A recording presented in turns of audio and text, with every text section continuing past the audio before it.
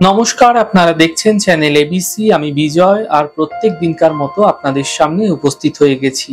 আজ আমি আপনাদের সঙ্গে এখন আলোচনা করব আগামী 9ই জুন 2024 রবিবার দিল্লিতে কিন্তু প্রধানমন্ত্রীর শপথ গ্রহণ অনুষ্ঠান হতে যাচ্ছে।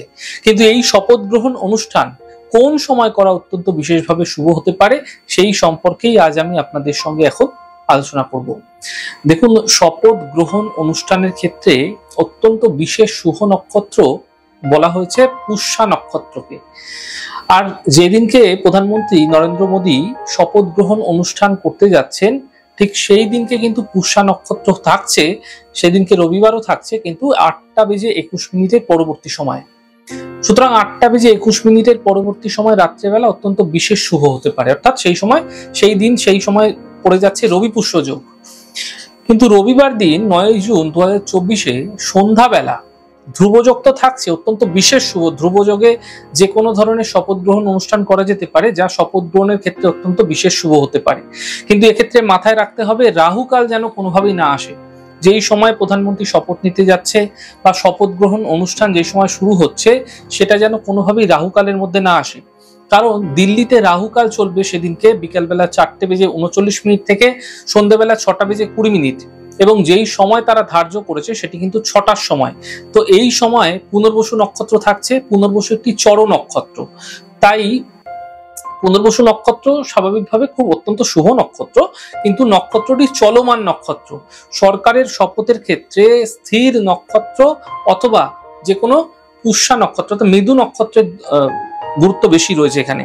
তো সেই কারণেই, এবং যেহেতু এইবার জোট সরকার তৈরি হচ্ছে, সেই জন্য পুষ্যা নক্ষত্র বন্ধুত্বপূর্ণ সম্পর্ককে জোরালো করতে বা মজবুত করতে সাহায্য করে। রবিবারের পুষ্যা নক্ষত্রকে আমরা রবি পুষ্য যোগ বলি, বৃহস্পতিবারের পুষ্যা নক্ষত্রকে গুরু পুষ্য যোগ বলি। তো রবিবার দিন রাত্রেবেলা 8:21 পরে রবিবার এবং পুষ্যা নক্ষত্র পড়ছে। এই সময়টি অত্যন্ত বেশি শুভ বলে মনে করা হয়। কিন্তু বিশেষত রাহুকালকে যদি ছেড়ে অন্ততপক্ষে শপথ নেওয়া যায়, সেক্ষেত্রেও কিন্তু কিছু বিশেষ শুভ হতে পারে, কারণ রাহুকাল চলছে 6:20 পর্যন্ত। জ্যোতিষশাস্ত্র মতে শুভ মুহূর্ত 8:22 পরবর্তী সময় পুষ্যা নক্ষত্র চলাকালীন বিশেষ শুভ হতে পারে। এবং এই একই সময়ে আপনাদের ক্ষেত্রে কিন্তু রাহুকাল থাকছে না, মানে শপথ গ্রহণের সময়কালে। তাই এই সময়ে সরকার গঠন বা সরকারের যে শপথের যে অনুষ্ঠানটি এই সময় অত্যন্ত বিশেষভাবে কার্যকারী হতে পারে, এবং তা দেশের জন্য এবং দর্শের জন্য কিন্তু অনেক বেশি লাভকারী হতে পারে। তাই শুভ মুহূর্তের গণনা জ্যোতিষশাস্ত্রে খুব প্রাচীন সময়কাল থেকে চলে আসছে।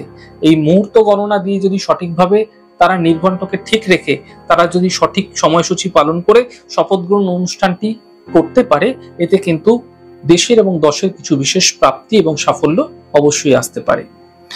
যাই হোক দর্শক বন্ধু, আমার আলোচনা বিষয় আজকে একটু আলাদা ধরনের এই কারণেই যে নাক্ষত্রিক বিষয়গুলো আপনাদেরও জানা প্রয়োজন।